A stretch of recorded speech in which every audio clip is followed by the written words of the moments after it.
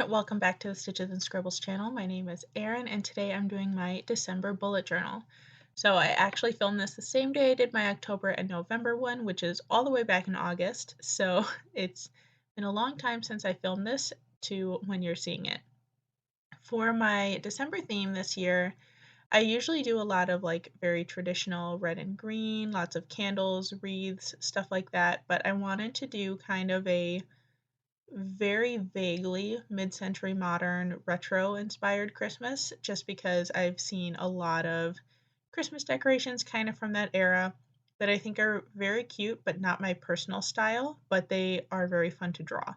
So I wanted to include some of those elements in this year's December bullet journal.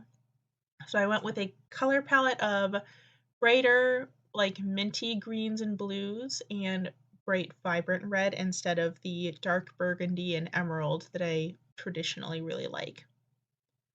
I decided to do a lot of kind of old little stars and snowflake themes for this one, just to kind of keep it fresh and different from my previous December bullet journal designs.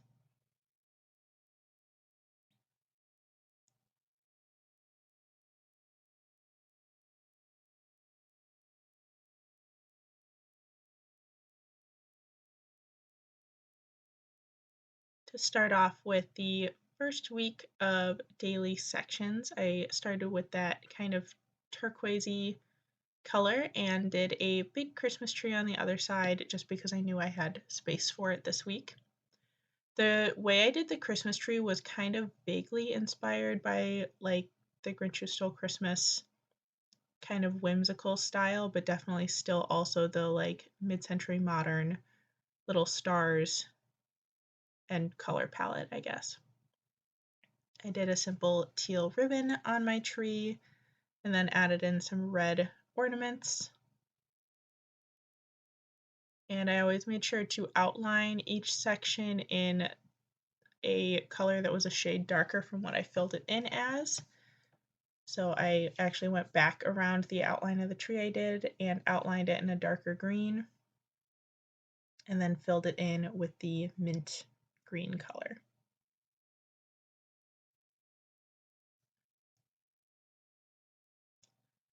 I thought this Christmas tree turned out very, very cute. It's definitely more stylized than what I usually do. I usually try for a more realistic approach to drawing Christmas trees, but I definitely think this one turned out cute.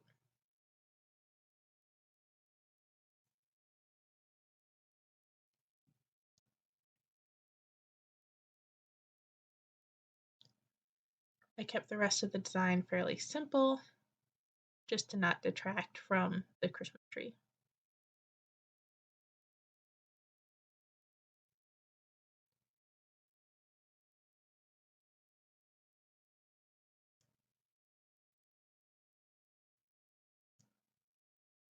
For the second week, I actually used a little bit of red tape. When I started this page, I had an idea to do like a woven section of tape and use a bunch of different colors, but the tape turned out to be a lot harder to cut than I thought it was going to be. So I ended up doing just the thin red line of tape and did some fun underlining with it instead of doing a bunch of different strips of tape. So definitely a simple theme, but the tape added some cool texture to it that I really liked. Then I added in some more of those kind of retro little stars and sparkle designs.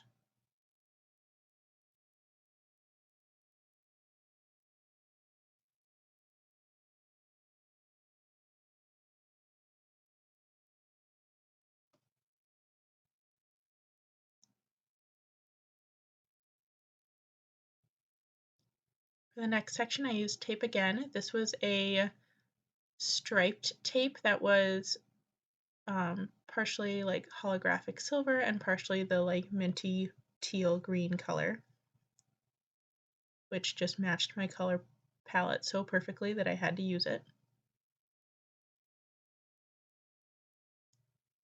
Adding tape definitely speeds up the process if you're looking for a way to do some easier spreads. I also decided to add a little ornament at the bottom to bring in a little bit more of the red since there wasn't any on the rest of the page.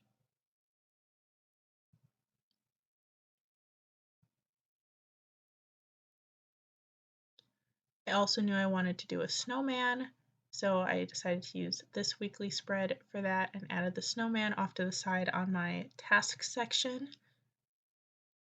I stuck with a gray outline for the snowman just so that it wouldn't be such a dark outline with all the light, bright colors I had throughout the rest of this month's theme.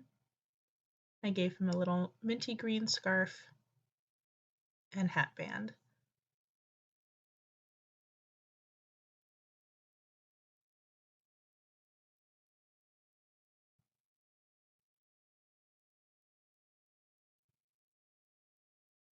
And then the final spread turned out a little funny because I was like, oh, I should do something a little bit more New Year's Eve themed since Christmas would have been in the previous week.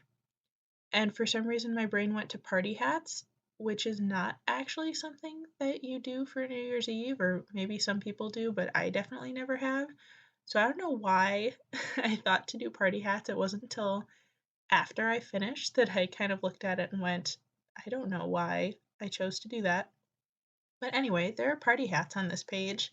They looked very cute with the color palette and with the theme, but I don't really know why I chose to do that. So, party hats for New Year's Eve, I guess.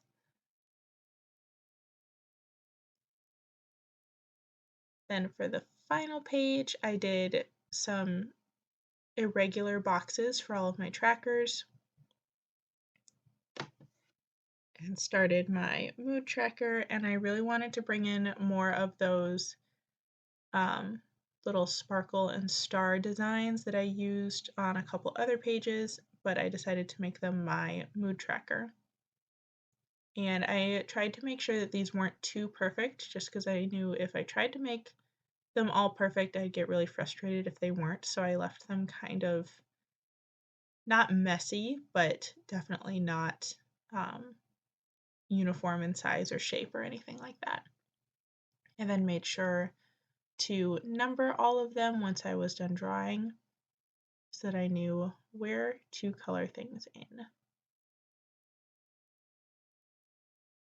I then filled in my mood tracker key with shades of teal, green, and red.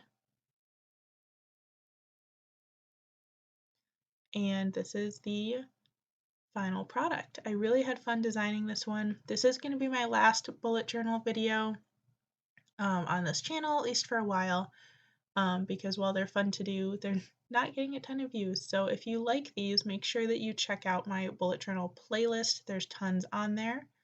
You can also follow me for more crafty content. Thank you so much for watching this video, and I'll see you in the next one. Bye, everyone.